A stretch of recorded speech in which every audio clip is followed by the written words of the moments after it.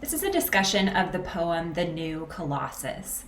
By now, you've had a chance to take a look at some references to the poem in popular culture. You watched a clip of Jerry Seinfeld talking about the final lines of the poem, the sestet.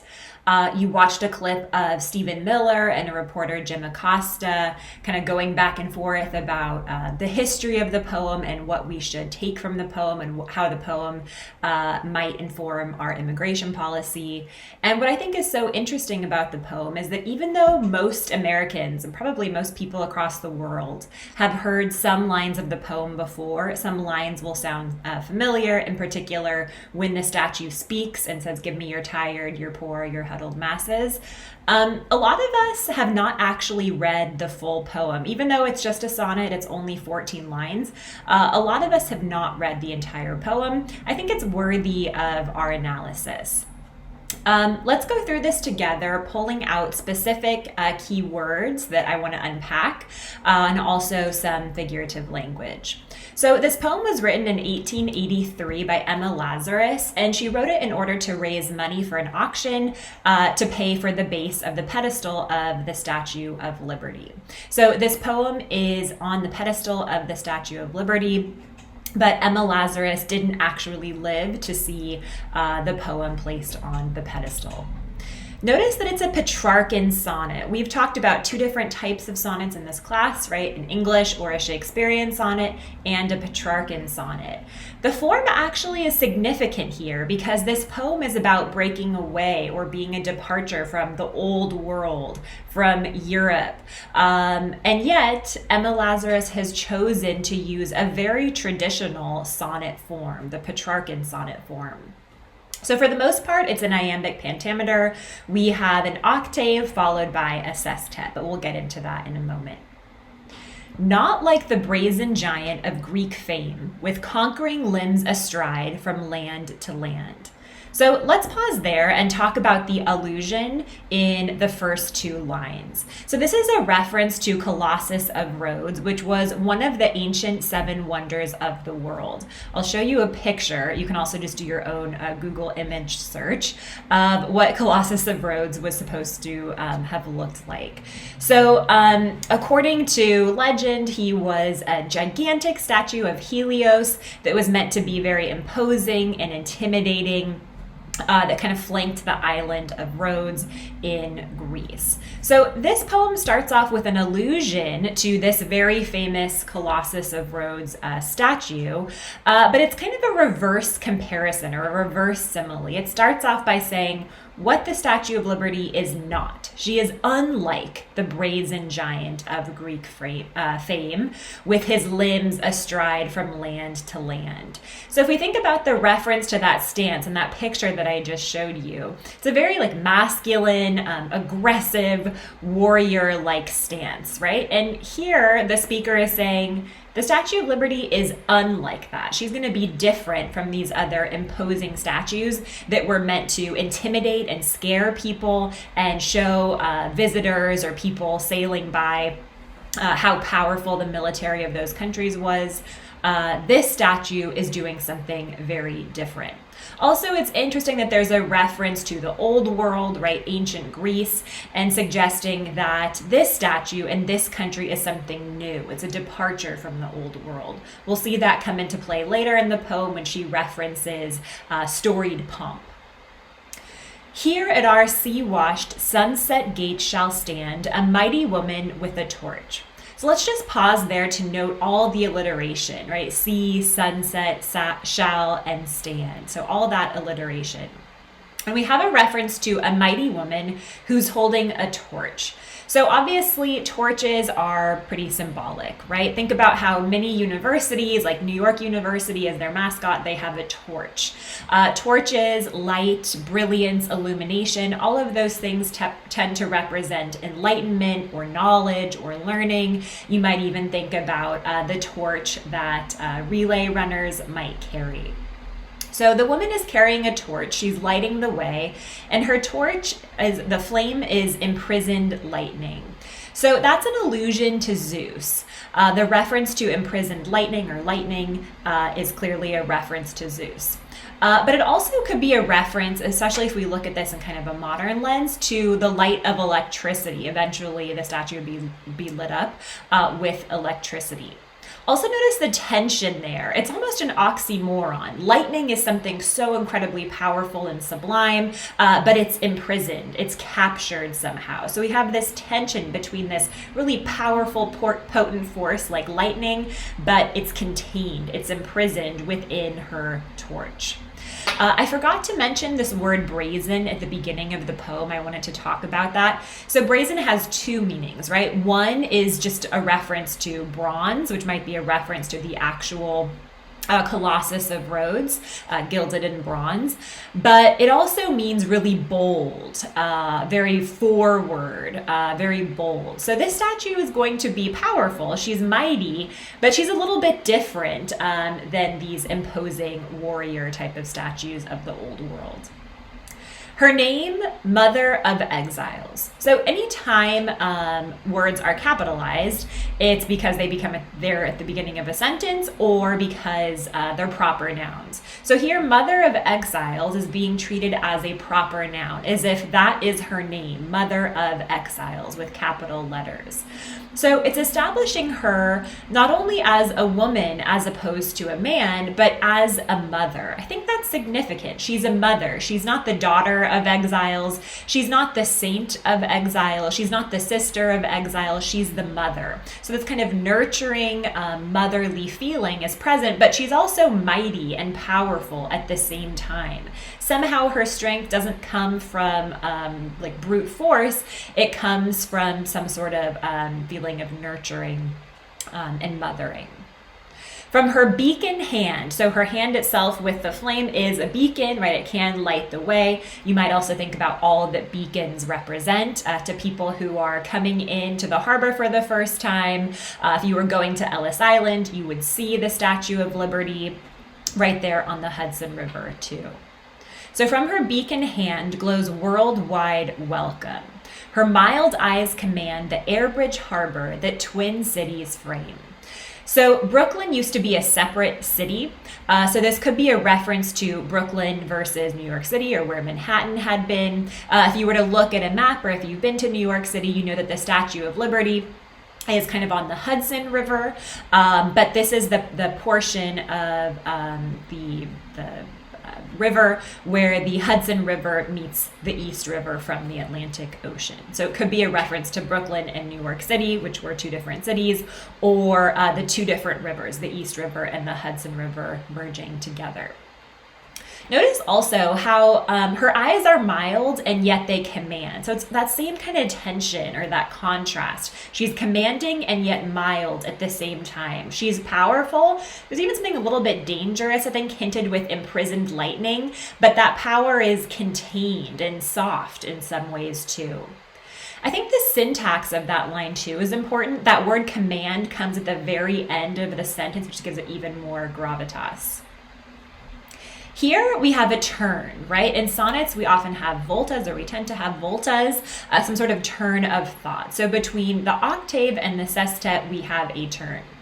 So the first 8 lines of the poem, the statue is not speaking herself, right? Here the speaker is describing the statue. But then the statue actually comes to life and starts speaking herself. "Keep ancient lands your storied pomp," cries she with silent lips. So let's unpack this a little bit. The statue has a little bit of an attitude about the old world, about Europe, and about the ancient world.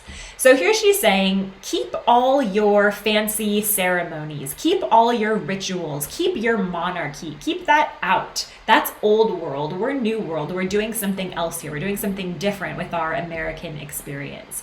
So pomp is a reference, you probably heard the term pomp and circumstance, to something that's overly ceremonial or some sort of ritual that's kind of over the top and ridiculous.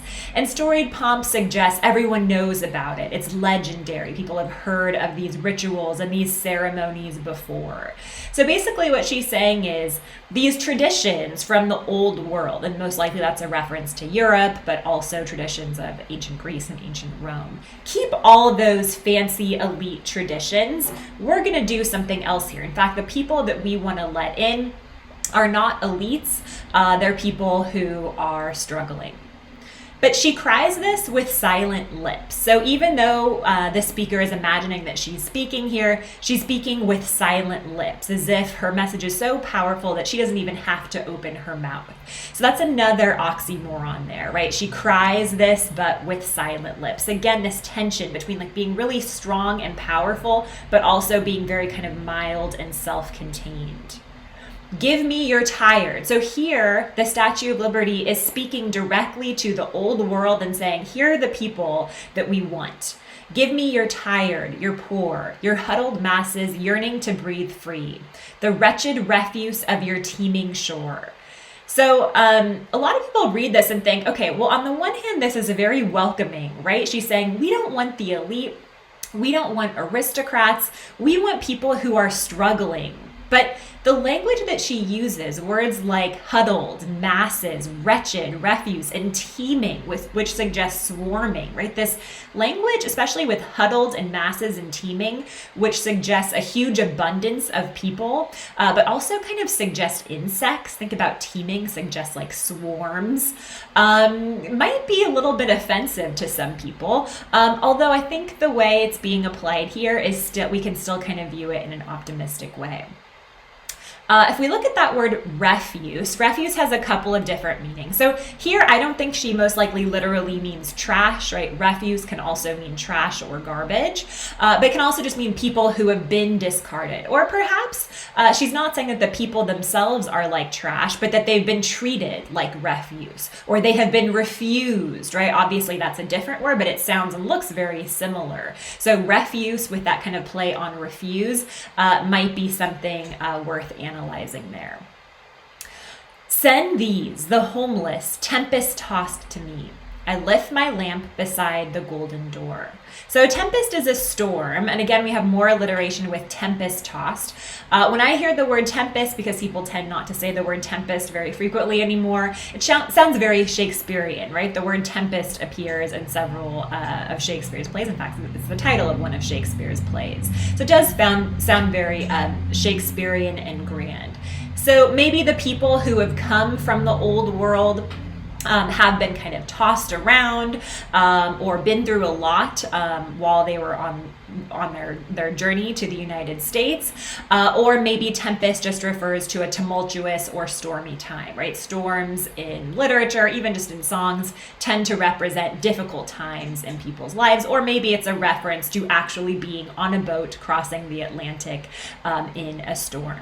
Keep in mind, at this period of time, a lot of people were moving to the United States from European countries, especially Eastern European countries and countries like Italy. I lift my lamp beside the golden door. So that line might seem kind of simple, but I've had students in the past really unpack words like lamp and golden and door. So let's do that. Perhaps it's telling that she lifts a lamp, right? She only lifts the lamp. Now, to be fair, Emma Lazarus is dealing with an actual statue, right? So the statue had already been built. It's worth noting that the statue was given to the United States as a gift from France. So she has to deal with the statue itself, right? She can't make up something about the statue, have the statue doing something that the statue is not doing. But it's worth noting that the statue is lifting her lamp. So she's lighting the way. She's illuminating something. And yet she's not opening the door herself, right? She just lifts her lamp beside the door. And of course, it's not a literal door. It's some sort of portal or some sort of entry into the United States, right? The harbor as a door. And you can imagine how if you are coming in on a boat, looking at this like very grand statue as you've entered after a very long, tumultuous journey, that might be an incredibly powerful and maybe even a moving moment. So she doesn't open the door, she just lifts her lamp next to it, right? As if to say that there's work to be done, right? As if you still have to walk through the door or open that door on your own. Door 2 is also interesting, right? It suggests some sort of a portal. Note it would be a very different poem if it said something like wall or harbor or portal or gate. I think door is a telling word there. And then, of course, golden kind of harkens back to the reference to brazen up here. More references to color and to value. Golden might suggest sun, right? The sun setting on the Statue of Liberty. Maybe that's the golden door, again, metaphorically speaking. Or maybe golden is referencing like the value of the United States or the value of this offer that she's giving us. But golden also kind of evokes something like heavenly, right? Like the golden gates of heaven. So I think you can have many interpretations of whether or not this is a poem that you think is a good poem. I've heard the poem be called a sales pitch before, that it's sort of unironic, it's too sincere, there's not a whole lot of complexity or nuance to the poem. I've even heard it called schmaltzy, which is a word I kind of like. It means it's like overly sentimental, overly sappy. That might be true, but if we think about what the poem means to us as Americans, maybe it's about kind of the idea of the American experience or what it means to welcome people from other countries. If the poem is about an idea, what the statue represents, not only to immigrants, but just to Americans, how we perceive ourselves, then maybe it makes sense that it's not exactly very ironic or complex. Like I said before, this poem is not a law, right? This is not an immigration policy. And yet to a lot of Americans, when we think about immigration, and also when we just think about what it means to be American, or even just when we think about New York City, we think about the last lines of the poem. We think about the sestet of the poem. I hope you enjoyed this discussion of the poem. I hope from now on, anytime you see a reference to the Statue of Liberty, you think back to this poem. I think at this point now in our culture, we can't even really separate in our brains the poem, The New Colossus, which is on the base of the Statue of Liberty, from the Statue of Liberty itself. So for better or worse, those two things are kind of intertwined in our collective understanding of what it means to be an American.